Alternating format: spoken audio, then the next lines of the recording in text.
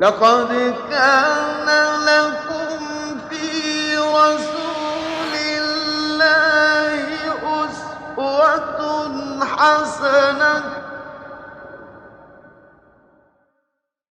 اعوذ باللہ من الشیطان الرجیم بسم اللہ الرحمن الرحیم اللہم صلی علی محمد وعلی آل محمد کما صلیت علی ابراہیم وعلی آل ابراہیم انک حمید مجید اللہم بارک علی محمد وعلی آل محمد کما بارکت علی ابراہیم وعلی آل ابراہیم انک حمید مجید۔ حدیث نمبر 1484۔ حضرت انس بن مالک سے روایت ہے کہ رسول اللہ صلی اللہ علیہ وسلم سے سوال کیا گیا کوثر کیا ہے؟ آپ نے فرمایا وہ جنت کی ایک نہر ہے جو اللہ تعالیٰ نے مجھے عطا کی ہے، اس کا پانی دودھ سے زیادہ سفید، شہد سے زیادہ میٹھا ہے۔ اب آپ کو پتہ ہے رسول اللہ صلی اللہ علیہ وسلم کا بیٹا فوت ہو گیا، تو آپ کے جو ہمسائے جو آپ کے چچا تھے ابو لہب اور اس کی بیوی ام جمیل، یہ دونوں آپ کے پکے دشمن، انہوں نے تانا دیا کہ اب تو رسول اللہ صلی اللہ علیہ وسلم کی نسل کٹ گئی ہے، اب تو ان کا بیٹا فوت ہو گیا، ان کی یہ ابتر ہو گئے ہیں۔ تو اللہ تعالیٰ نے اپنے نبی کو اس وقت تسلی دیتے ہوئے کہا تھا انا اعطیناک الکوثر، ہم نے تجھے کوثر عطا کی۔ تو اللہ یہ وہی کوثر ہے، حوض کوثر کہہ لیجئے۔ تو آپ سے پوچھا گیا یہ کوثر کیا ہے؟ آپ نے جواب دیا وہ جنت کی ایک نہر ہے جو اللہ تعالیٰ نے مجھے عطا کی ہے، اس کا پانی دودھ سے زیادہ سفید اور شہد سے زیادہ میٹھا ہے، اس میں ایسے پرندے ہیں جن کی گردنیں اونٹنیوں کی گردنوں کی طرح ہیں۔ آپ کو پتہ ہے اونٹ کی گردن جو ہوتی ہے وہ لمبی ہوتی ہے، تو اتنی لمبی گردنوں والے جانور اور اتنی لمبی گردنوں والے پرندے اس میں ہوں گے۔ حضرت عمر نے کہا وہ تو بڑے موٹے تازے پرندے ہوں گے۔ رسول اللہ صلی اللہ علیہ وسلم نے فرمایا ہاں ان کو کھانا اس سے بھی زیادہ خوشبودار ہوگا۔ اب حوض کوثر کا پانی دودھ سے زیادہ سفید، شہد سے زیادہ میٹھا ہے، اس کے برتن ستاروں کی طرح ہیں، ستاروں کی طرح چمکدار اور ستاروں کی طرح لاتعداد۔ جو اس میں سے ایک دفعہ پانی پی لے گا وہ کبھی پیاسا نہیں ہوگا۔ رسول اللہ صلی اللہ علیہ وآلہ وسلم اس وہاں پہ پانی پلا رہے ہوں گے اور آپ کے پاس آپ کے امتی آئیں گے، آپ امتیوں کو پانی پلانے لگیں گے تو فرشتے انہیں ہٹا دیں گے۔ اللہ کے رسول کہیں گے یہ تو میرے صحابی ہیں، تو بتایا جائے گا اصل بات یہ ہے کہ قیامت والے دن امت محمدیہ کی پہچان کیا ہوگی؟ ان کے اعضائے وضو چمکتے ہوں گے۔ اعضائے وضو سے کیا مراد ہے؟ یہ چہرہ، یہ کوہنیوں تک ہاتھ اور پاؤں۔ تو حشر کے میدان میں امت محمدیہ کی پہچان اعضائے وضو ہوں گے، تو یہ لوگ جو ہیں سب کے درمیان سے پہچانے جائیں گے۔ تو یہ لوگ رسول اللہ صلی اللہ علیہ وسلم سے پانی پینے کے لیے آئیں گے، فرشتے پیچھے ہٹا دیں گے، رسول اللہ صلی اللہ علیہ وسلم کہیں گے یہ تو میرے امتی ہیں، لیکن فرشتے بتائیں گے کہ آپ کو علم نہیں انہوں نے آپ کے جانے کے بعد دین میں کون کون سی نئی بدعتیں جاری کر دی تھیں۔ اللہ کے رسول صلی اللہ علیہ وسلم کہیں گے سحقن سحقن، دفع ہو جاؤ، تم پہ پھٹکار ہو، کیونکہ بدعتی کو تو پھر رسول اللہ صلی اللہ علیہ وسلم کے ہاتھ سے حوض کوثر بھی نصیب نہیں ہوگا بلکہ پھٹکار بھی ملے گی۔ تو لہٰذا اپنی زندگیوں کو سنت کے مطابق گزاریں تاکہ رسول اللہ صلی اللہ علیہ وآلہ وسلم سے پانی، حوض کوثر کا پانی پینا نصیب ہو جائے۔ اور اس کے لیے آپ کو علم حاصل کرنا ضروری ہے، کیونکہ آج معاشرہ بدعتوں سے بھرا پڑا ہے۔ انسان کو بعض اوقات پتہ ہی نہیں چلتا صحیح عمل کون سا ہے اور غلط عمل کون سا ہے۔ اس کے لیے قرآن مجید اور احادیث کا علم حاصل کیجئے۔ اسلامک انسٹیٹیوٹ کی بہت سی برانچز ہیں، بہت سی کلاسز ہیں، ان میں داخلہ لیجئے، وقت دیں، خود بھی آئیے اپنی بیٹیوں کو بھی اس طرف لائیے، بلکہ اسلامک انسٹیٹیوٹ میں مردوں کے لیے بھی کلاسز ہو رہی ہیں، بچوں کے لیے بھی کلاسز ہو رہی ہیں۔ جس عمر کے بھی آپ ہیں اس عمر کے کلاسز یہاں پہ موجود ہیں، معلومات لیجئے اور وعدہ کیجئے اللہ سے یہاں بیٹھ کے کہ اللہ تعالیٰ میں اس سلسلے میں انشاءاللہ علم حاصل کروں گی اور پھر بعد میں عمل کرنے کی کوشش کروں گی۔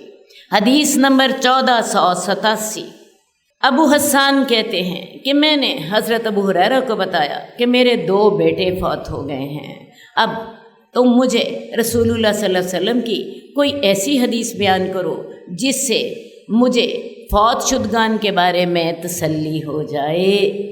اب دیکھیں نا، جس کے 2 بیٹے فوت ہو جائیں اس کے غم کا اندازہ تو آپ کر سکتی ہیں۔ اب ابو حسان کے 2 بیٹے فوت ہو گئے ہیں، انہوں نے حضرت ابو ہریرہ سے کہا کہ مجھے کوئی اللہ کے رسول کی ایسی حدیث بتاؤ جس سے میرے دل کو تسلی ہو جائے، مجھے ٹھنڈ پڑ جائے۔ انہوں نے کہا ہاں میں آپ کو ایسی حدیث بتاتا ہوں۔ انہوں نے کہا کہ رسول اللہ صلی اللہ علیہ وسلم نے فرمایا تھا کہ مومنوں کے چھوٹے بچے جنت کے جگنو ہوں گے۔ ایسا بچہ اپنے باپ یا اپنے والدین سے ملاقات کرے گا، اس کے ہاتھ کو پکڑ لے گا جیسے میں نے تیرے کپڑے کا کنارہ پکڑ لیا ہے، اور وہ اسے تب تک نہیں چھوڑے گا جب تک کہ اللہ تعالیٰ اسے اور اس کے باپ کو جنت میں داخل نہ کر دے۔ کیا بات سمجھ آئی؟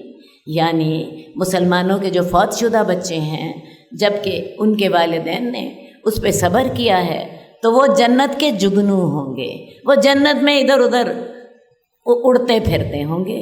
اب جب وہ ایسا بچہ جب اپنے والدین سے ملاقات کرے گا تو وہ اپنے والدین کو پکڑ لے گا اور اللہ تعالیٰ اس بچے کو اور اس کے والدین دونوں کو جنت میں داخل کر دیں گے۔ وہ تب تک اپنے والدین کو پکڑے رکھے گا جب تک کہ اللہ اس کو اور اس کے والدین کو جنت میں داخل نہ کر دیں۔ اصل بات یہ ہے کہ پہلے صدمے کے وقت ہی صبر کرنا ہے۔ یہ اجر جو ہے یہ کس کو ملے گا؟ جو کہ پہلا صدمہ جب پہنچے اس وقت صبر کرے، ورنہ رونے دھونے کے بعد صبر تو آ ہی جاتا ہے، اس کو صبر نہیں کہتے۔ صبر یہ ہے کہ جب دل پر پہلی چوٹ لگے، کوئی خبر ملے، پہلی چوٹ لگے، اس وقت آپ کہیں انا للہ و انا الیہ راجعون، اس وقت کہیں اللہ تیرا مال تھا تو نے لے لیا۔ تو جب انسان اس طرح صبر کرتا ہے تو اللہ تعالیٰ اسے جنت میں ایک محل عطا فرماتے ہیں جس کا نام ہے بیت الحمد۔ اللہ تعالیٰ فرشتوں سے کہتے ہیں دیکھو میں نے اپنے بندے کی پیاری چیز لے لی، میرے بندے نے پھر بھی صبر کیا، اس کے لیے جنت میں ایک گھر بنا دو اور اس کا نام رکھو بیت الحمد۔ بیت الحمد سے کیا مراد ہے؟ تعریف کا گھر۔ اس بندے نے، میں نے اس کی پیاری چیز لے لی، میں نے اس کے جگر کا ٹکڑا لے لیا، اس کے باوجود یہ میری تعریف ہی کرتا رہا، اس کے منہ سے کوئی غلط بات نہ نکلی، تو اس کے لیے ایک محل بناؤ جس کا نام کیا ہوگا؟ بیت الحمد۔ اسی طرح ایک اور حدیث جو ہے، بڑی خوبصورت بات اللہ کے رسول صلی اللہ علیہ وسلم نے ہمیں بتائی کہ اللہ تعالیٰ فرماتے ہیں یا ابن آدم، حدیث قدسی ہے، یا ابن آدم صبرتا واحتسبتا فلن ارسلک ثوابا دون الجنہ، اے آدم کے بیٹے تو نے صبر کیا، تو نے ثواب کی امید رکھی تو میں تیرے لیے جنت سے کم ثواب دینے پہ راضی نہیں ہوتا۔ میں تب راضی ہوں گا جب تک تجھے جنت میں داخل نہ کر دوں۔ اور یہ کس چیز کا اجر ہوگا؟ صبر کرنے کا، صبر کرنے کا۔ تو لہٰذا مومنوں کے فوت شدہ بچے جنت کے جگنو ہوں گے اور یہ جگنو والدین کو ہاتھ پکڑ کے جنت میں داخل کر دیں گے۔ یہاں تو بچوں کا ذکر ہے، ایک اور حدیث میں آتا ہے کہ ایک چھوٹا بچہ جس کی ابارشن ہو گئی، وہ اپنی والدین کو اپنی آنول نال سے پکڑ کے جنت میں داخل کر دے گا۔ شرط یہ ہے کہ اس کے والدین نے صبر کیا ہو۔ ایک بچہ جو ایبارشن ہو گئی، حمل گر گیا، تو وہ بچہ اپنی آمل نال کون سی ہوتی ہے جس کے ذریعے بچے کو ماں کے پیٹ میں خوراک مل رہی ہوتی ہے، آپ کو پتہ ہے جب ڈلیوری ہوتی ہے تو اسی کو کٹ دیا جاتا ہے، یہی وہ نالی ہوتی ہے جو یہ جو ناف والی ہوتی ہے۔ تو بچہ جو ہے اپنی آمل نال کے ذریعے اپنے والدین کو جنت میں داخل کر دے گا۔ حدیث نمبر 1488، حضرت ابو ہریرہ سے روایت ہے کہ رسول اللہ صلی اللہ علیہ وسلم نے فرمایا، جہنم میں جانے والے 2 قسم کے لوگ میں نے ابھی تک نہیں دیکھے۔ وہ لوگ جن کے پاس گائیوں کے دموں کی طرح کوڑے ہوتے ہیں اور وہ اس سے لوگوں کی پٹائی کرتے ہیں۔ اپنے حکام کے لیے رسول اللہ صلی اللہ علیہ وسلم کی نصیحت کیا تھی؟ حضرت معاذ بن جبل کو جب آپ نے یمن بھیجا تھا تو آپ نے کیا نصیحت کی تھی؟ یسروا ولا تعسروا، لوگوں کے لیے آسانی پیدا کرنا، مشکلات نہ پیدا کرنا، بشروا ولا تنفروا، لوگوں کو خوشخبری دینا، نفرتیں نہ دلانا۔ تو حکام کے لیے رسول اللہ صلی اللہ علیہ وسلم کی یہی نصیحتیں تھیں۔ اپنے عوام کے لیے تمہیں ایک باپ جیسا ہونا چاہیے، شفیق اور مہربان، ان کے لیے جس حد تک ہو سکے آسانی پیدا کرنا، مشکل نہ پیدا کرنا، انہیں نفرتیں نہ دلانا، انہیں خوشخبریاں دینا۔ اب جو حکمران اپنے عوام کے ساتھ سختی کرتا ہے اس کو کیا سزا ملے گی؟ جہنم کی۔ حضرت ابو ہریرہ کہتے ہیں کہ رسول اللہ صلی اللہ علیہ وسلم فرماتے ہیں کہ جہنم میں جانے والے 2 قسم کے لوگ میں نے ابھی تک نہیں دیکھے۔ آپ کے دور میں ایسے لوگ نہیں تھے۔ وہ سب سے پہلے نمبر پر وہ لوگ جن کے پاس گائیوں کے دموں کی طرح کوڑے ہوتے ہیں۔ آپ کو پتہ نا گائے کی دم لمبی ہوتی ہے، تو اتنے بڑے لمبے ان کے پاس کوڑے ہوتے ہیں اور وہ اس سے لوگوں کی پٹائی کرتے ہیں۔ تو ایسے لوگ کہاں جائیں گے؟ دوزخ میں۔ ایسے لوگ کہاں جائیں گے؟ دوزخ میں۔ ایک حکمران کو اپنی رعایا کے لیے باپ کی طرح شفیق ہونا چاہیے، باپ کی طرح ہمدرد اور خیر خواہ ہونا چاہیے، اور اسی طرح رعایا کو بھی اپنے امیر کے ساتھ مخلص اور اس کا اطاعت گزار ہونا چاہیے۔ بہرحال یہ پہلے لوگ ہیں جو جہنم میں جائیں گے، جو اپنے ماتحت لوگوں کی کوڑوں کے ساتھ پٹائی کرتے ہیں۔ اور دوسرے نمبر پر عورتیں، ذرا غور سے سنیں، وہ عورتیں جو لباس میں ملبوس ہوتی ہیں اور اس کے باوجود ننگی ہوتی ہیں۔ لباس میں ملبوس ہونے کے باوجود ننگی ہونے سے کیا مراد ہے؟ یا تو ان کا لباس اتنا باریک ہوتا ہے کہ اندر سے سارا کچھ نظر آ رہا ہوتا ہے جو سی تھرو ہوتا ہے، یا ان کا لباس اتنا تنگ ہوتا ہے کہ یوں لگتا ہے کہ جیسے لباس اوپر پہنا کے تو سی دیا گیا ہو، جسم کا ایک ایک انگ پھڑکتا ہوا اس میں سے نظر آ رہا ہوتا ہے۔ وہ لباس پہننے کے باوجود ننگی ہوتی ہیں۔ تو ایسی عورتیں جو لباس میں ملبوس ہوتی ہیں اس کے باوجود ننگی ہوتی ہیں، لوگوں کو اپنی طرف مائل کرتی ہیں اور خود ان کی طرف مائل ہوتی ہیں۔ کاسیاتن آریاتن مائلاتن ممیلاتن، کپڑے پہنے ہونے کے باوجود ننگی، لوگوں کو مائل کرنے والی اور خود لوگوں کی طرف مائل ہونے والی، گناہ کی دعوت دے رہی ہوتی ہیں، لوگوں کو بھی دعوت دے رہی ہوتی ہیں اور خود لوگوں کی طرف مائل ہو رہی ہوتی ہیں۔ ان کے سر بختی اونٹوں کے کوہانوں کی طرح ہوتے ہیں۔ انہوں نے اپنے سروں پہ بال ایسے بنائے ہوتے ہیں جیسے اونٹوں کے کوہان ہوتے ہیں۔ آپ کو پتہ ہے اونٹ کا درمیان میں کوہان ہوتا ہے، اونچا حصہ ہوتا ہے، تو انہوں نے اپنے بالوں کو یہاں سے بیک کامنگ کر کے اتنا اونچا کر لیا ہوتا ہے۔ ان کے سر بختی اونٹوں کی کوہانوں کی طرح ہوتے ہیں۔ ایسی عورتیں جنت میں داخل ہوں گی، نہ اس کی خوشبو پائیں گی۔ جنت میں داخل ہونا تو درکنار، جنت کی خوشبو بھی نہ ان کو ملے گی، حالانکہ جنت کی خوشبو بہت دور سے محسوس کی جاتی ہے۔ 40 سال کی دوری سے جنت کی خوشبو آ رہی ہوتی ہے۔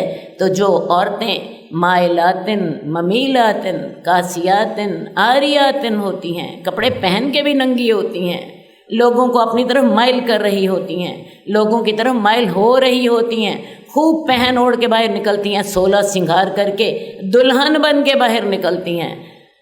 میں آپ کو بتاؤں، آج کل یہ وبا جو ہے پھیل گئی ہے، ہر جگہ پہ آپ کو عورتیں خوشبو میں بسی ہوئی اور اس طرح کے کپڑے پہننے، 16 سنگھار کے ہوئے لوگوں کو اپنی طرف مائل کرتی ہوئی نظر آتی ہیں۔ اور ان کے بارے میں آپ کو بتاؤں مردوں کا تبصرہ کیا ہوتا ہے۔ مردوں کا تبصرہ یہ ہوتا ہے کہ یہ عورتیں بازاروں میں جب اتنے فیشن کر کے جاتی ہیں تو کیا بازاروں میں اور دکانوں میں ان کے خامند بیٹھے ہوتے ہیں جن کے پاس یہ جا رہی ہوتی؟ تو میں آپ کو بتاؤں یہ مردوں کے تبصرے ہوتے ہیں۔ تو خدا را آنکھیں کھول لے، عورت کی خوبصورتی جو ہے وہ اللہ تعالیٰ نے دنیا کے لیے نہیں رکھی، یہ امانت ہے کس کی؟ اس کے شوہر کے لیے۔ اب اپنے شوہر کے لیے سجے بنے، وہ اپنے محرم مردوں کے سامنے اپنی زینت کے ساتھ آ سکتی ہے، غیر محرم تو بیڑیے ہوتے ہیں جو اس کو ہوسناک نگاہوں سے دیکھ رہے ہوتے ہیں۔ اور آج کل جیسے عید کی خریداری ہوتی ہے، مجھے حیرت ہوتی ہے کہ عورتیں اتنی بیوقوف کیوں بن جاتی ہیں، مردوں کے ہاتھوں میں ہاتھ دیے ہوئے، اور وہ انہیں مہندی لگا رہے ہوتے ہیں، وہ انہیں ہاتھ پکڑ کے چوڑیاں پہنا رہے ہوتے ہیں، وہ ان کے پاؤں میں جوتیاں پہنا رہے ہوتے ہیں، اور ان عورتوں کو یہ سمجھ نہیں آتی کہ وہ مرد ان کے ساتھ اپنا جسم ملا کے کتنے خوش ہو رہے ہوتے، اپنی ہوس پوری کر رہے ہوتے۔ ایک عورت اگر اس کے دل میں غیرت ہو تو وہ ان ساری چیزوں سے بچے، اور سب سے بڑھ کر اپنے آپ کو، اپنی زینت کو حجاب میں رکھیے۔ اپنے کپڑے اس طرح کے نہ ہوں، ان کپڑوں کے اوپر ایک چادر، بڑی چادر ہو، اور اس بڑی چادر کو سر پہ لیں جو کہ پاؤں تک آئے، اور اسی چادر کا ایک حصہ آپ کے چہرے کو بھی کور کر دے۔ یہی بات قرآن مجید میں اللہ تعالیٰ نے اپنے نبی کو حکم دیا تھا، اے نبی اپنی بیویوں سے کہہ دو، اپنی بیٹیوں سے کہہ دو، اور مومن عورتوں سے کہہ دو کہ وہ اپنے اوپر اپنی چادریں لٹکا لیا کریں تاکہ وہ پہچان لی جائیں اور لوگ انہیں تنگ نہ کریں۔ تو لہٰذا جو عورتیں حجاب نہیں کرتی، اپنی زینت کو لوگوں سے نہیں چھپاتی بلکہ لوگوں کو دعوت دے رہی ہوتی ہیں، ایسی عورتیں جہنم میں جائیں گی، جنت میں کی خوشبو بھی نہ پائیں گی، جہنم میں جنت کی خوشبو بھی نہ پائیں گی، حالانکہ جنت کی خوشبو 40 سال کے فاصلے سے آتی ہے۔ میں یہ حدیث آپ کے سامنے دوبارہ دہرا دیتی ہوں تاکہ آپ کو حدیث کے الفاظ جو ہیں وہ شاید آپ کے دل پہ اثر کر جائیں۔ وہ عورتیں جو لباس میں ملبوس ہوتی ہیں، ننگی ہوتی ہیں، لوگوں کو اپنی طرف مائل کرتی ہیں اور خود ان کی طرف مائل ہوتی ہیں، ان کے سر بختی اونٹوں کی کوہانوں کی طرح ہوتے ہیں، ایسی عورتیں نہ تو جنت میں داخل ہوں گی اور نہ اس کی خوشبو پائیں گی، حالانکہ اس کی خوشبو بہت دور سے محسوس کی جا سکتی ہے۔ کس کو میری بات سمجھ آئی ہے؟ بولو، کون کون عمل کرے گا؟ اللہ توفیق، اللہ تعالی ہمیں سمجھنے کی توفیق دے، عمل کی توفیق دے۔ حدیث نمبر 1495 مقدام بن مادی کرب سے روایت ہے کہ رسول اللہ صلی اللہ علیہ وآلہ وسلم نے فرمایا، شہید کے لیے اللہ تعالیٰ کے ہاں یہ انعامات ہیں۔ شہید، پہلے دیکھ لیجئے جی شہید کون ہوتا ہے؟ شہید وہ ہے جس نے اللہ کی خاطر اپنی جان قربان کر دی۔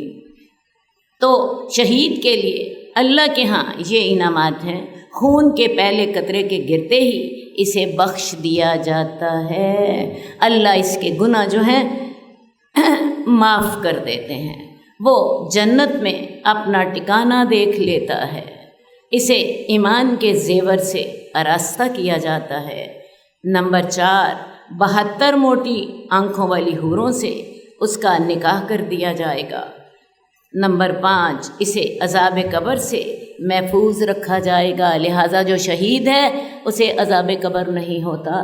اسے ڈائریکٹ جنت میں داخل کر دیا جاتا ہے۔ حدیث میں آتا ہے کہ شہیدوں کی جو روحیں ہوتی ہیں وہ سبز رنگ کے پرندوں کے جوفوں میں ہوتی ہیں، ان کے سبز رنگ کے پرندوں کے سینوں میں ہوتی ہیں، اور وہ جنت کے میوے چگتی رہتی ہیں، اور جب وہ جنت کے میوے کھا لیتی ہیں تو عرش کے ساتھ کچھ قندیلیں لٹکی ہوئی ہیں، ان میں آ کر آرام کرتی ہیں، یعنی ان کا مقام عرش کے ساتھ وہ قندیلیں لٹکی ہوئی ہیں، تو ان میں آ کے وہ آرام کرتی ہیں۔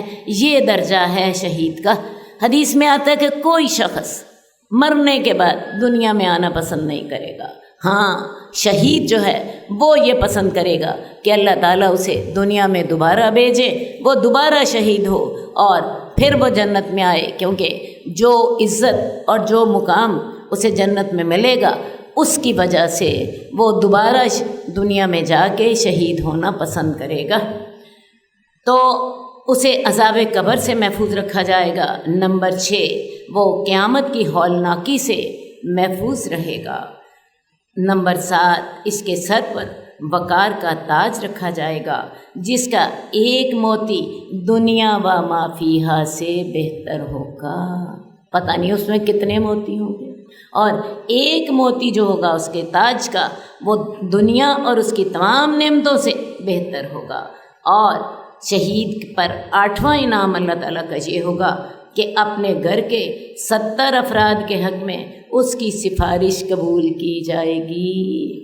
اللہ تعالیٰ ہمیں شہادت کی موت نصیب فرمائے۔ اور یہ بھی یاد رکھیے، جس شخص کے دل میں شہادت کی تمنا نہ تھی تو وہ نفاق کی موت مرا۔ جس کے دل میں شہادت کی تمنا نہ تھی وہ نفاق کی موت مرا۔ اس لیے اللہ سے دعا ضرور کیا کرے کہ اللہ تعالیٰ اپنی رحمت سے شہادت کی موت عطا فرما۔ حدیث نمبر 1497، سعد بن ابی وقاص سے روایت ہے کہ رسول اللہ صلی اللہ علیہ وسلم نے فرمایا کہ اگر جنت کی کسی ناخن کی مقدار سے کم چیز کو ظاہر کر دیا جائے تو آسمان اور زمین کے کنارے روشن ہو جائیں گے۔ اب جنت کیسی جگمگ کرتی ہے اور جنت کتنی چمکدار ہے۔ جنت میں ناخن سے کم مقدار، ناخن آپ کو پتہ ہے کتنا چھوٹا سا ہوتا ہے، یہ ہے ناخن، اس سے بھی چھوٹی چیز کوئی ہے، اگر اس کو دنیا میں ظاہر کر دیا جائے تو آسمانوں اور زمینوں کے تمام کنارے روشن ہو جائیں گے۔ وہ چیز اتنی روشن ہوگی۔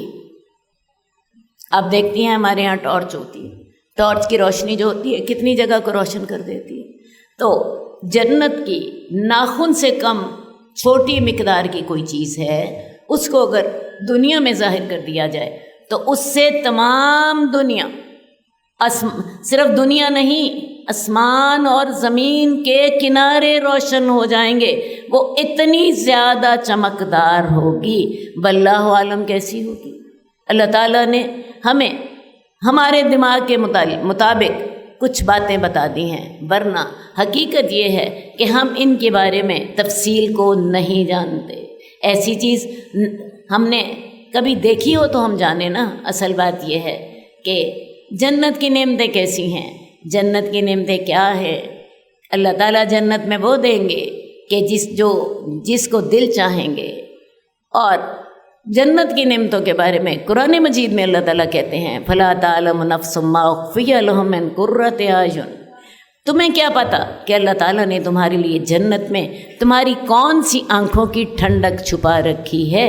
اور حدیث میں اسی کی تشریح آتی ہے کہ جنت ایسی چیز ہے جس کو نہ کبھی کسی نے دیکھا، جس کی نعمتوں کو نہ کبھی کسی نے دیکھا، نہ کبھی کسی نے سنا، اور نہ کسی انسان کے دل میں اس کا خیال تک آیا، کیونکہ خیال ان چیزوں کا آتا ہے جو ہم نے کبھی دیکھی ہوتی ہیں، کبھی سنی ہوتی ہیں، تو تبھی تصور ہم کرتے ہیں۔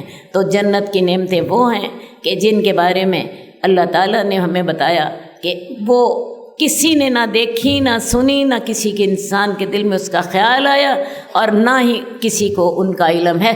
اصل بات یہ ہے، یہ جو دنیا کی نعمتیں ہم دیکھتے ہیں کہ جنت میں نہریں ہوں گی، جنت میں پھل ہوں گے، جنت میں پرندے ہوں گے، جنت میں حوریں ہوں گی، جنت میں سونے اور چاندی کی اشیاء ہوں گی، یہ ساری وہ چیزیں ہیں جو ہمارے چھوٹے سے دماغ میں آ جاتی ہیں اور اللہ تعالیٰ نے ہمیں سمجھانے کے لیے بتائی ہیں۔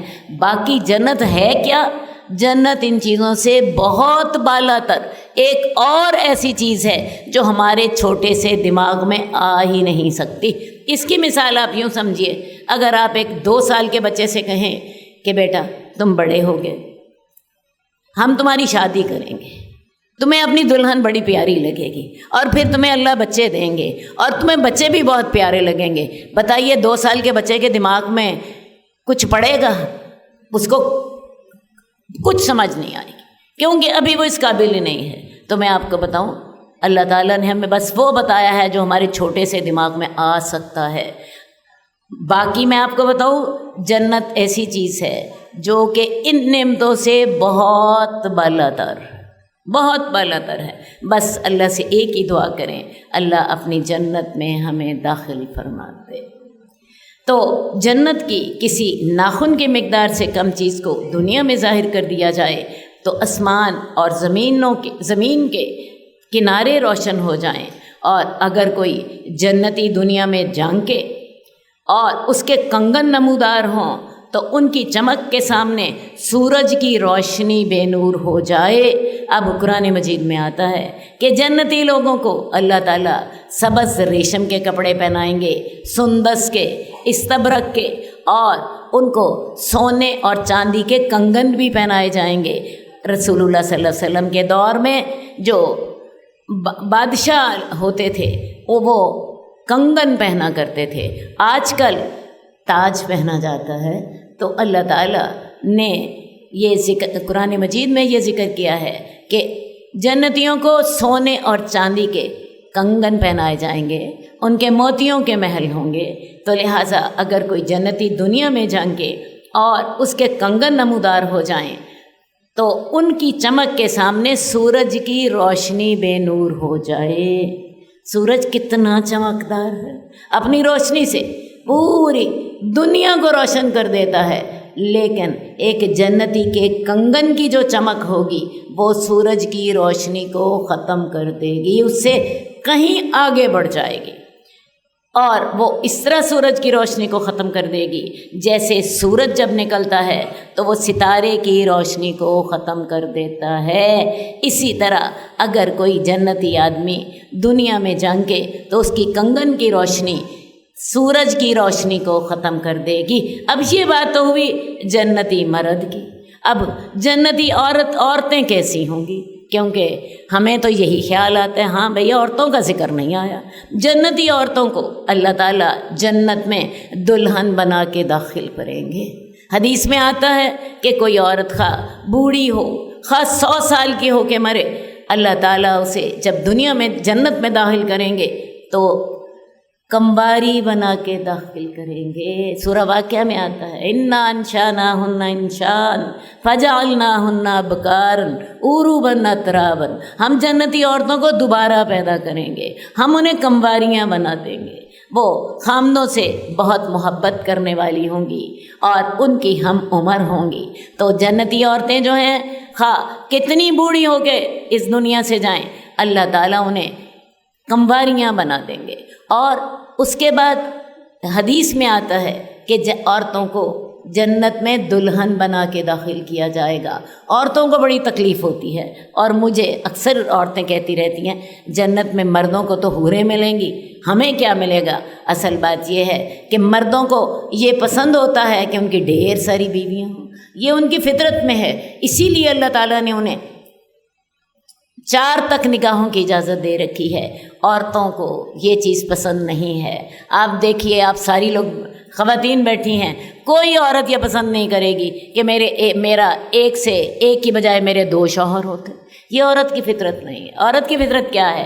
میں بڑی خوبصورت ہوں، میں بڑی کم عمر ہوں، میں بڑی جوان ہوں، میں نے بڑا پہنا اوڑھا ہوا ہو، میں بڑی خوبصورت لگ رہی ہوں، اور میرے حسن کی تعریف کی جائے اور میرے سے محبت کی جائے۔ عورت یہی چاہتی ہے نا، تو اللہ تعالیٰ نے ہر ایک کو اس کی چاہت کے مطابق دینا ہے۔ تو جنتی عورت کو اللہ تعالیٰ کمواری بنائیں گے، دلہن بنا کے داخل کریں گے اور جنتی عورت کے 70 حلے اور جنتی عورت نے پہنے ہوں گے۔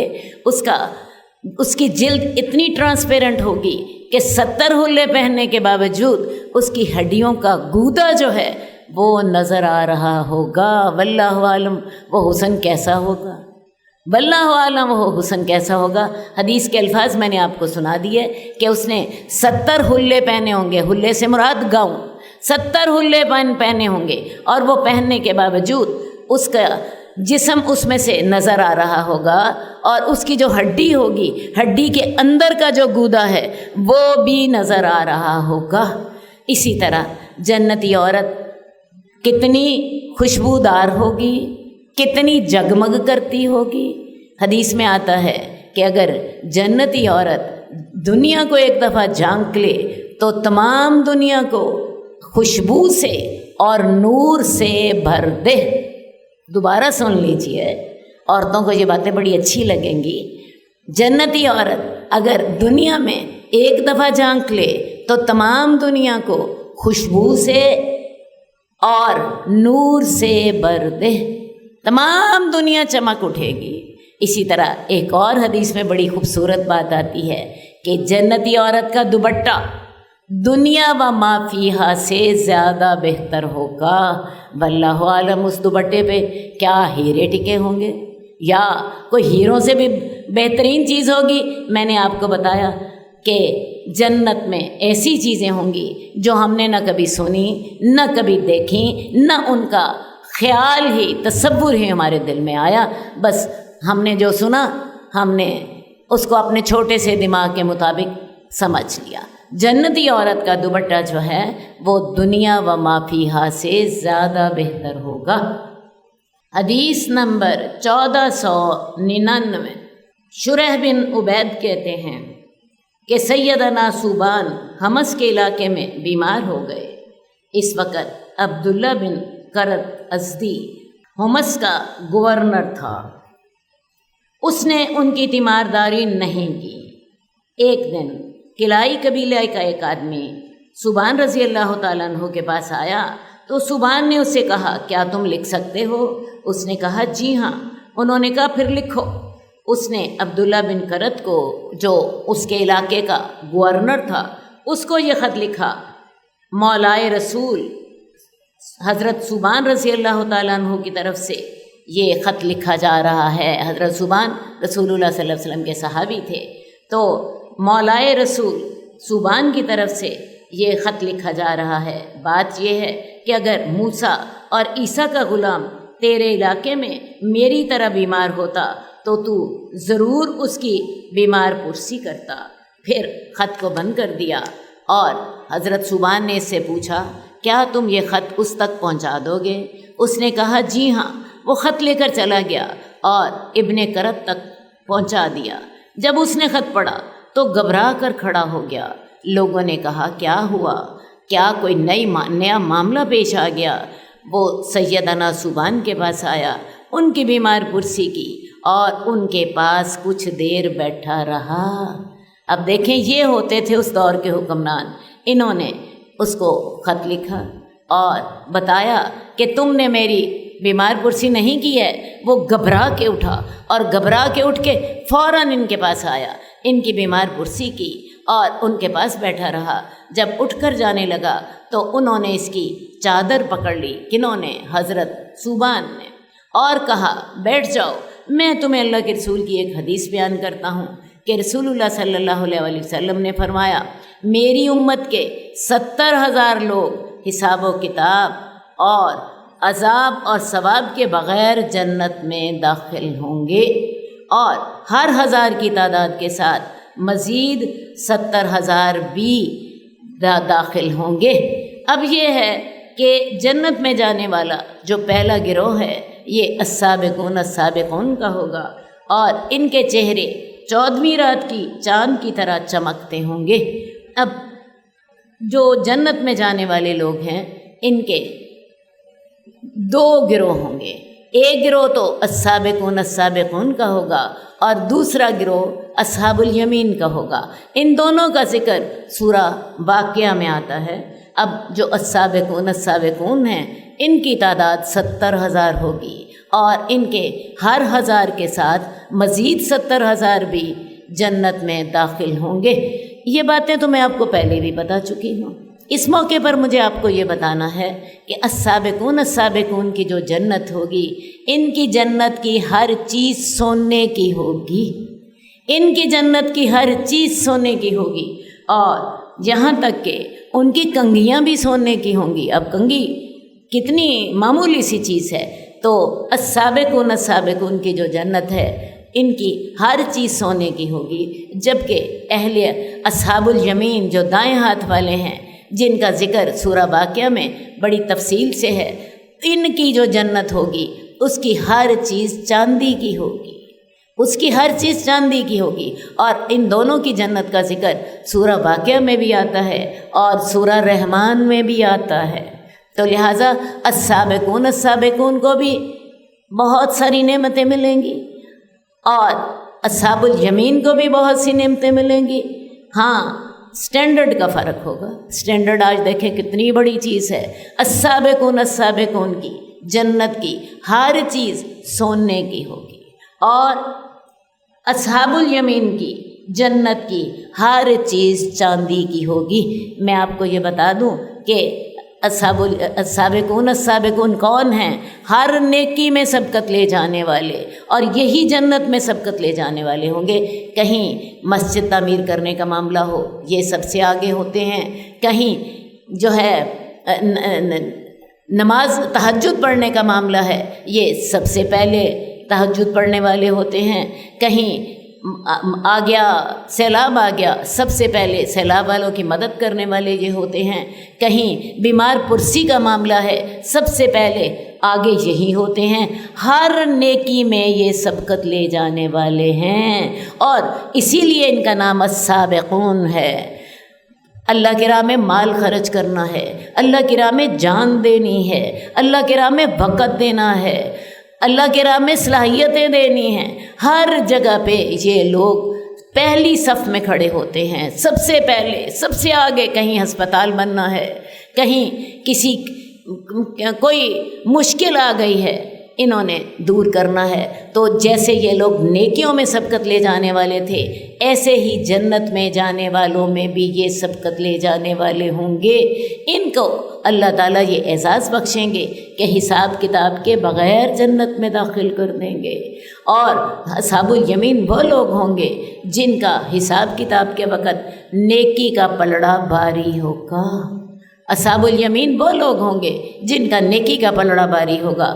تو اللہ تعالیٰ نے اصحاب الیمین کے لیے کی جنت میں ہر چیز چاندی کی رکھی ہے، جبکہ السابقون السابقون کی جنت میں ہر چیز، یہاں تک کہ ان کی کنگھیاں بھی سونے کی ہوں گی۔ حدیث نمبر 1513 مجاہد سے روایت ہے کہ عبداللہ بن عباس نے کہا، تجھے جہنم کی وسعت کا علم ہے؟ یعنی عبداللہ بن عباس نے مجاہد سے کہا، کیا تجھے جہنم کی وسعت کا علم ہے؟ مجاہد کہتے ہیں، میں نے کہا نہیں۔ عبداللہ بن عباس نے کہا، واقعی اللہ کی قسم آپ کو علم نہیں ہوگا۔ جہنمی کے کان کی لو اور کندھے کے درمیان کا فاصلہ 70 سال کی مسافت کا ہوگا۔ کان کی لو کون سی ہوتی ہے؟ یہ ہے کان کا جو اوپر والا حصہ ہے، یہ اور یہ کندھا، اس کا جو فاصلہ ہے کتنا ہوگا؟ 70 سال کی مسافت کا۔ اصل بات یہ ہے کہ جہنم میں کئی قسم کے عذاب ہوں گے۔ سب سے پہلا عذاب تو میں نے آپ کو بتایا، جہنم کی جو آگ ہے وہ دنیا کی آگ سے 70 گنا زیادہ تیز ہوگی۔ دوسری بات یہ، جہنم میں لوگوں کے جسم بڑے کر دیے جائیں گے، یہاں تک کہ ایک دانت جو ہے وہ احد پہاڑ جتنا ہوگا۔ اب احد پہاڑ کتنا بڑا ہے؟ احد پہاڑ 6 میل کے فاصلے میں ہے، 6 میل کی وسعت میں ہے، تو ایک دانت 6 میل تک بڑا ہو جائے گا۔ آپ اندازہ کر لیجئے، آپ کے منہ میں 32 دانت ہے، جب ایک دانت اتنا بڑا ہو گیا تو آپ کا منہ، سارا منہ بھی اسی کی نسبت سے بڑا ہو جائے گا۔ تو اندازہ کر لیجئے کہ انسان کا چہرہ جو ہے وہ کتنا بڑا ہو جائے گا۔ انسان کی یہ جو بیٹھنے کی جگہ ہے، یہ دیکھیے ہم اس وقت بیٹھے ہوئے ہیں، یہ جگہ جو ہے مشکل سے 1.5 فٹ ہوتی ہے، کوئی باری انسان ہے 2 فٹ ہو جائے گی۔ اب یہ جو جگہ ہے، اس کے بارے میں حدیث میں آتا ہے کہ یہ جگہ اتنی بڑھا دی جائے گی جیسے مکہ اور مدینہ کے درمیان فاصلہ ہے۔ اور مکہ اور مدینہ کے درمیان کتنا فاصلہ ہے؟ 450 کلومیٹر کا، جس کو آج کی تیز رفتار گاڑی بھی جو ہے کم از کم 5 گھنٹوں میں طے کرتی ہے۔ یہ فاصلہ کس کا ہوگا؟ یہ جو بیٹھنے کی جگہ ہے، یہ جو مشکل سے 1.5 فٹ یا 2 فٹ ہوتی ہے، یہ جسم کا حصہ اتنا بڑھا دیا جائے گا کہ ان کا فاصلہ جو ہے وہ مکے اور مدینے کی مسافت کا ہو جائے گا۔ تو اسی طرح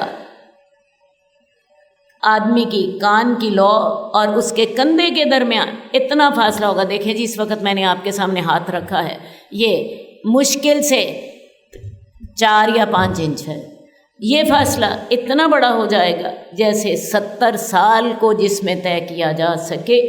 تو یہ بھی جہنم کا ایک عذاب ہوگا۔ اس کے علاوہ جہنم میں پیپ اور خون کی وادیاں بہہ رہی ہوں گی۔ مجاہد کہتے ہیں، میں نے کہا کیا نہریں چلیں گی؟ عبداللہ بن عباس کہتے ہیں نہریں نہیں، وادیاں، یعنی اس سے بھی زیادہ گہری۔ پھر حضرت عبداللہ بن عباس نے کہا کیا تجھے جہنم کی وسعت کا علم ہے؟ میں نے کہا نہیں۔ انہوں نے کہا اللہ کی قسم تمہیں واقعی اس کا علم نہیں ہوگا۔ حضرت عائشہ رضی اللہ تعالیٰ عنہ نے مجھے بیان کیا کہ انہوں نے رسول اللہ صلی اللہ علیہ وسلم سے اس آیت کے بارے میں سوال کیا تھا کہ قیامت والے دن ساری زمین اللہ کی مٹھی میں ہوگی اور تمام آسمان اللہ کے دائیں ہاتھ میں لپٹے ہوں گے۔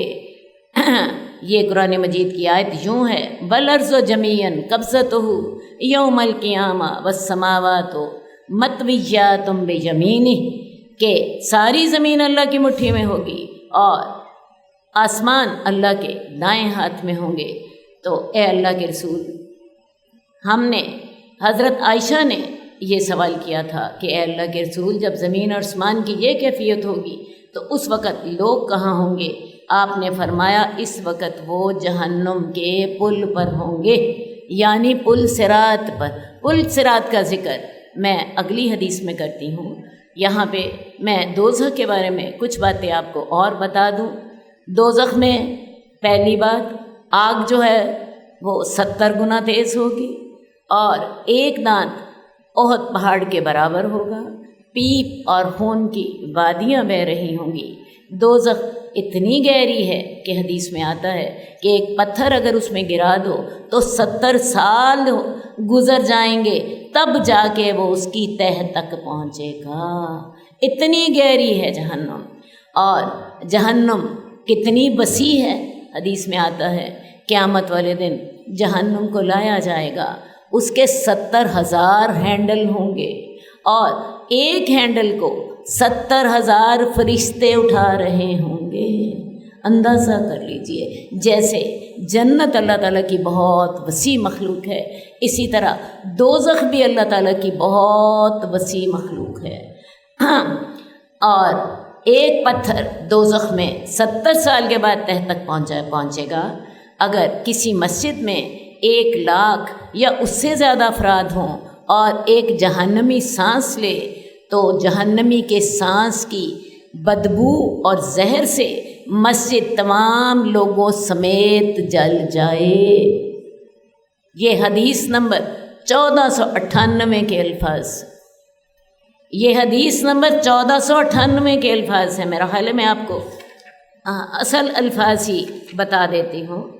یہ دیکھیے، حضرت ابو ہریرہ بیان کرتے ہیں کہ رسول اللہ صلی اللہ علیہ وسلم نے فرمایا، اگر اس مسجد میں 1 لاکھ یا زائد افراد بیٹھے ہوں اور ان میں ایک جہنمی سانس لے تو اس کے اثر سے مسجد تمام لوگوں سمیت جل جائے گی، مسجد بھی جل جائے گی اور وہ 1,00,000 لوگ بھی جل جائیں گے ایک جہنمی کے سانس کے زہریلے اور گرم ہونے کی وجہ سے۔ واللہ عالم وہ کیسی ہوگی، اللہ ہمیں اس سے بچا لے، اللہ ہمیں اس سے بچا لے، اللہ ہمیں اس سے بچا لینا، اللہ ہمیں اس سے بچا لینا، اللہ ہمیں اپنی رحمت میں داخل فرما دے، اللہ ہمیں اپنی رحمت میں داخل فرما دے۔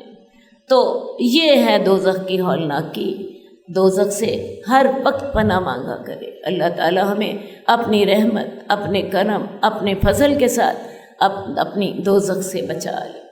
حدیث نمبر 1521، حدیث نمبر 1521 ابو وائل سے روایت ہے کہ حضرت اسامہ سے کسی نے کہا اگر آپ حضرت عثمان رضی اللہ تعالیٰ عنہ کے پاس جائے اور ان سے بات کریں۔ انہوں نے کہا تمہارا کیا خیال ہے، میں ان سے جو گفتگو کروں گا وہ تمہیں بتا دوں گا، میں دروازہ کھولے بغیر ان سے رازدارانہ انداز میں بات کروں گا۔ اصل بات یہ ہے حضرت عثمان کے دور میں آپ کو پتہ ہے بہت زیادہ فتنے پھیل گئے تھے، تو کسی نے حضرت اسامہ سے جو رسول اللہ صلی اللہ علیہ وسلم کے بڑے محبوب صحابی تھے ان سے کہا کہ آپ جائیں اور حضرت عثمان سے کوئی اصلاح احوال کی بات کریں۔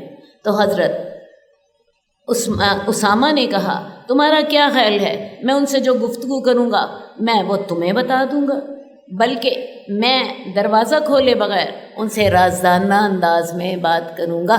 اصل میں اگر کسی کو سمجھانا ہو تو سب کے سامنے بات نہ کریں، کیونکہ جب آپ سب کے سامنے بات کرتی ہیں اگلا بندہ سمجھتا ہے کہ میری بے عزتی ہو گئی۔ ہمیشہ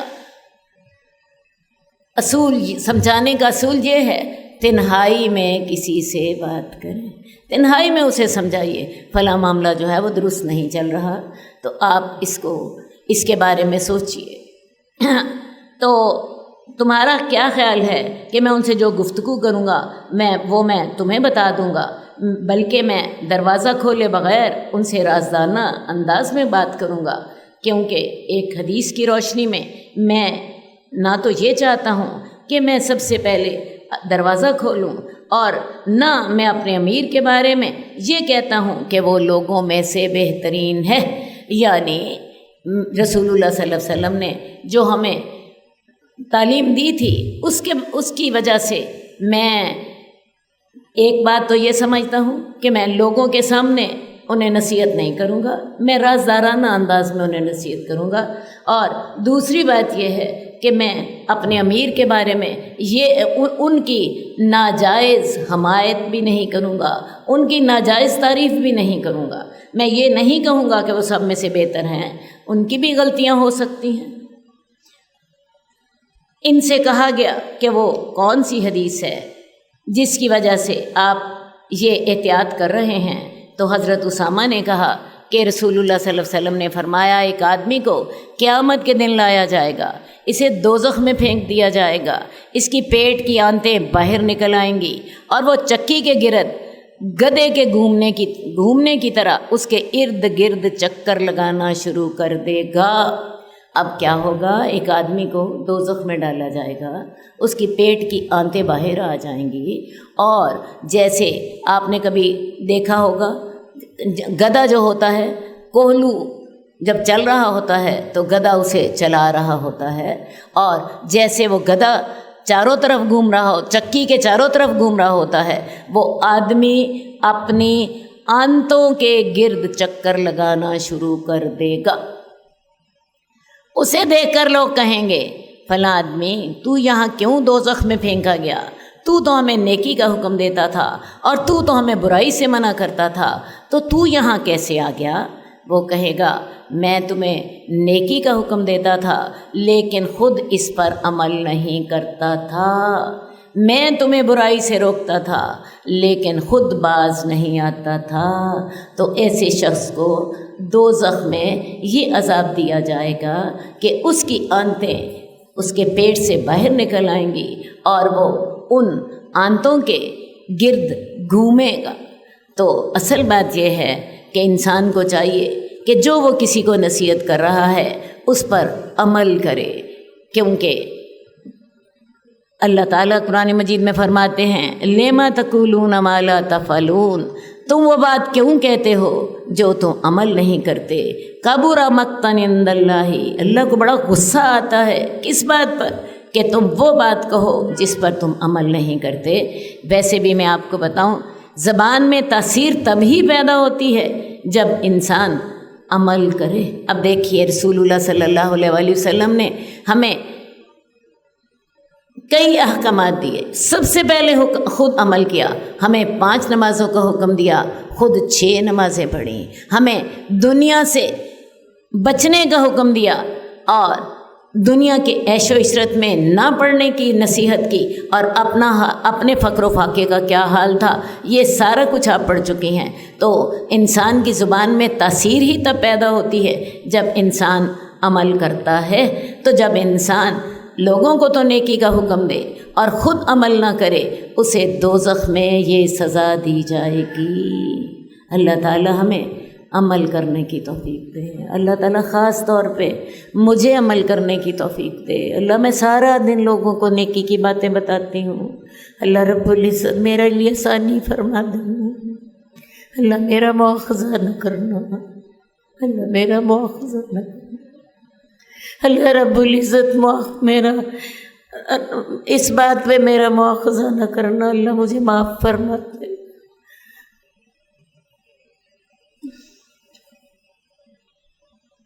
حدیث نمبر 1525 سدی سے روایت ہے کہ میں نے مرہ حمدانی سے پوچھا کہ اللہ تعالیٰ کا یہ جو قول ہے وَإِن مِّنكُمْ إِلَّا وَارِدُهَا كَانَ عَلَىٰ رَبِّكَ حَتْمًا مَّقْضِيًّا، کہ تم میں سے ہر کوئی اس پہ داخل ہوگا، یہ تیرے رب کا حتمی فیصلہ ہے۔ تو میں نے مرہ حمدانی سے اللہ تعالیٰ کے اس فرمان کے بارے میں سوال کیا کہ اس سے کیا مراد ہے۔ اللہ تعالیٰ کا یہ فرمان جو ہے یہ سورہ مریم کی آیت نمبر 71 میں ہے۔ تو مرہ حمدانی نے مجھے بیان کیا کہ عبداللہ بن مسعود نے رسول اللہ صلی اللہ علیہ وسلم کی یہ روایت بیان کی کہ رسول اللہ صلی اللہ علیہ وسلم نے فرمایا سارے لوگ جہنم میں آئیں گے، پھر اپنے اپنے اعمال کے مطابق وہاں سے نکلتے چلے جائیں گے۔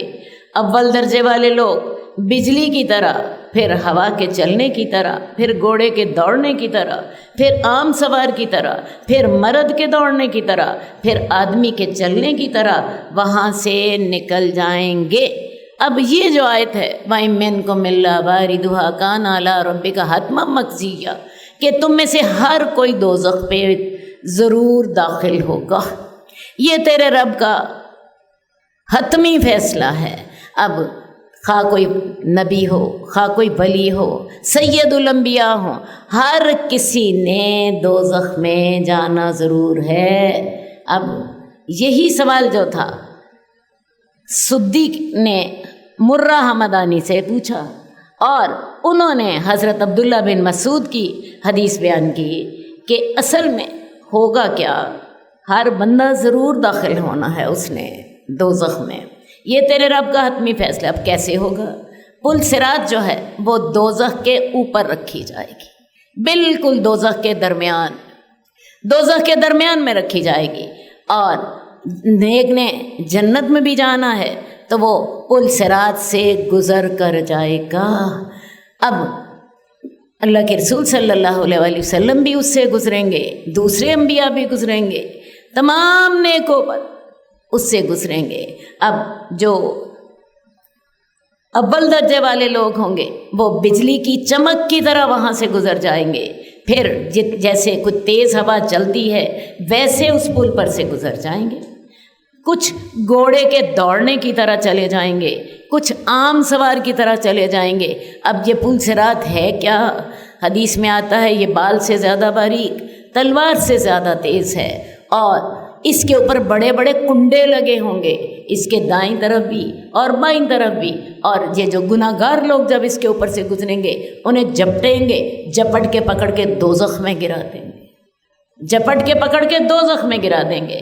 تو کچھ لوگ عام سوار کی طرح چلیں گے اور کچھ لوگ ایک آدمی جیسے پیدل چلتا ہے ویسے اس سے گزر جائیں گے، اور کچھ لوگ ایسے ہوں گے جب اس سے اوپر سے گزریں گے وہ زخمی ہو جائیں گے، گزر جائیں گے، لیکن وہ جو کنڈے ہوں گے وہ انہیں زخمی کر دیں گے لیکن گزر جائیں گے، اور کئی لوگ ایسے ہوں گے جو کہ زخمی ہونے کے ساتھ ساتھ دوزخ کے بیچ میں گرا دیے جائیں گے۔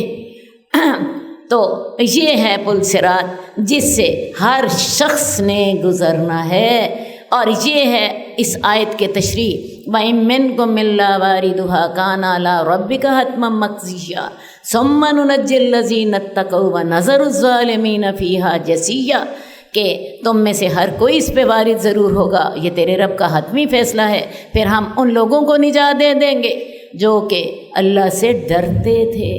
ثم ننجی الذین اتقوا ونذر الظالمین فیہا جثیا، اور ہم ظالموں کو اس کے اندر اوندے منہ چھوڑ دیں گے۔ کیسے چھوڑ دیں گے؟ میں نے آپ کو بتایا کہ وہ جب ان کے اوپر سے گزرے گا وہ جو ہوں گے بڑے تیز کنڈے ہوں گے وہ اس کو جپٹ کے دوزخ کے بیچ میں گرا دیں گے۔ اللہ تعالی ہماری اس وقت مدد فرمائے، اللہ ہماری پل صراط میں مدد فرمانا۔ اللہم حاسبنا حسابا یسیرا، اللہ حساب کتاب آسان لینا، اللہ رب العزت حساب کتاب آسان لینا، اللہ ہمارا اعمال نامہ دائیں ہاتھ میں دینا، اللہ پل صراط پہ ہماری مدد فرمانا، اللہ پل صراط پہ ہماری مدد فرما، اللہ پل صراط پہ ہماری مدد فرما۔ اللہ رب العزت قیامت کی ہولناکیوں میں اللہ ہمیں یاد رکھنا، اللہ قیامت کی ہولناکیوں میں ہمیں یاد رکھنا، اللہ اپنی دوزخ سے بچا لینا، اللہ اپنی جنت میں داخل فرما دینا، اللہ دوزخ سے بچا لینا، اپنی جنت میں داخل فرما دینا۔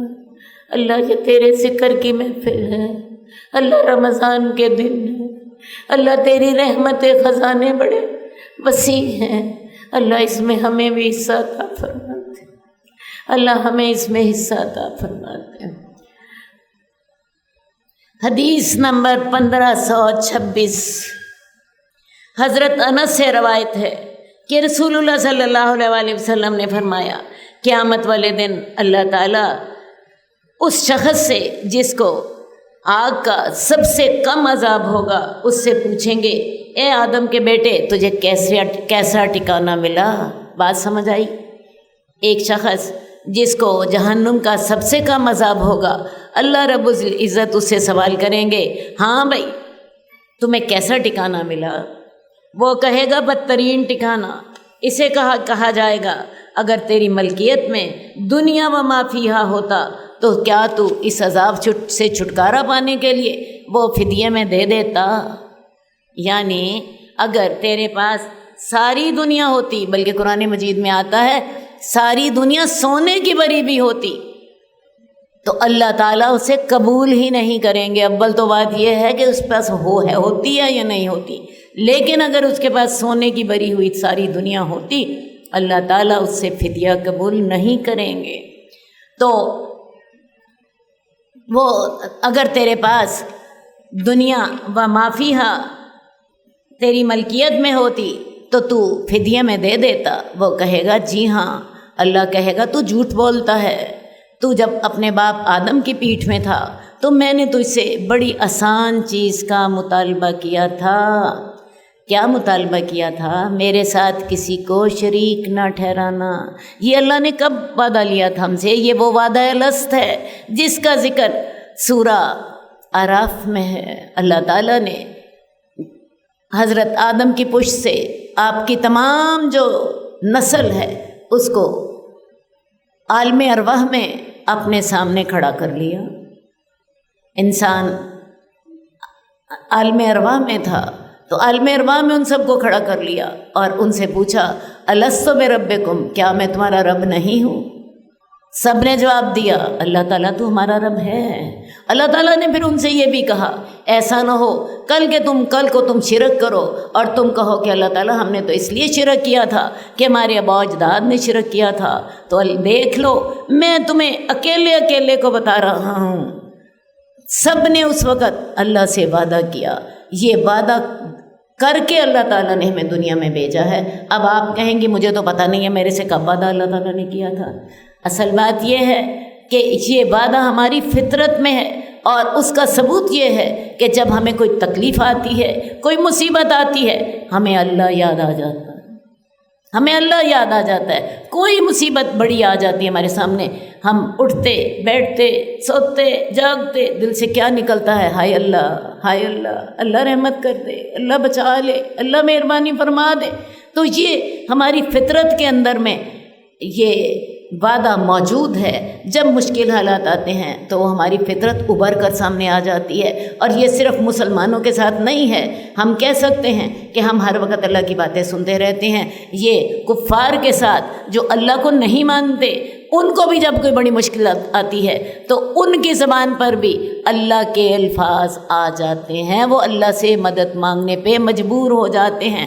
اور یہ ثبوت ہے اس وعدے کا جو اللہ نے لیا تھا، لست بربکم، کیا میں تمہارا رب نہیں ہوں؟ تو اللہ تعالیٰ اس وعدے کا حوالہ دے رہے ہیں کہ اللہ تعالیٰ کہیں گے تو جھوٹ بولتا ہے، تو جب اپنے باپ آدم کی پیٹھ میں تھا میں نے تو اسے اس سے آسان چیز کا مطالبہ کیا تھا کہ میرے ساتھ کسی کو شریک نہ ٹھہرانا، میں تجھے آگ میں داخل ہونے سے بچا لوں گا، لیکن تو نے اس بات کا انکار کر دیا۔ کس بات کا؟ میرے ساتھ شریک ٹھہرانے سے۔ تو میرے ساتھ شریک ٹھہراتا رہا، شیطان کی فرما برداری کرتا رہا، تو نے میرے ساتھ شرک کیا، اور پھر اسے دوزخ کی طرف لے جانے کا حکم دے دیا جائے گا۔ تو اصل بات یہ ہے کہ انسان کو اس دنیا میں اپنی آنکھیں کھول کے رکھنی ہیں۔ اللہ تعالیٰ نے ہمیں دنیا میں بھیجنے سے پہلے ہماری فطرت میں یہ چیزیں رکھی تھیں، ہم سے وعدہ لیا تھا، چھوٹی سی چیز کا مطالبہ کیا تھا کہ میرے ساتھ شرک نہ کرنا، لیکن ہم اس وعدے کو بھول گئے۔ تو اللہ تعالیٰ ہمیں اس وعدے کو یاد کرنے کی توفیق دے۔ اللہ تعالیٰ نے جو بعد میں انبیاء بھیجے ہیں، جو اللہ تعالیٰ نے قرآن مجید بھیجا ہے، وہ ہمیں وہی وعدہ یاد دلانے کے لیے ہے، اور اس محفل میں جو ہم بیٹھے ہیں یہ وہ وعدہ ہی ہمیں یاد دلانے کے لیے اللہ تعالیٰ نے ان محفلوں کا انتظام کیا ہے۔ تو اس وعدے کو یاد رکھیے، اس وعدے کو یاد رکھیے، ایسا نہ ہو کہ ہم اس وعدے کو بھول جائیں اور پھر اللہ نہ کرے ہم دوزخ جو ہے وہ اس میں ڈال دیے جائیں۔ اللہ تعالیٰ تو اپنی رحمت سے ہمیں یہ وعدہ یاد رکھنے کی توفیق دے، اپنے سیدھے راستے کی طرف چلنے کی توفیق دے، اور شیطان کے راستوں کی طرف اللہ تعالیٰ ہمیں ان سے بچنے کی توفیق عطا فرما۔ آمین یا رب العالمین۔ اللہم صلی علی محمد وعلی آل محمد کما صلیت علی ابراہیم وعلی آل ابراہیم انک حمید مجید۔ اللہم بارک علی محمد وعلی آل محمد کما بارکت علی ابراہیم وعلی آل ابراہیم انک حمید مجید۔ مولایا صلی وسلم دائما أبدا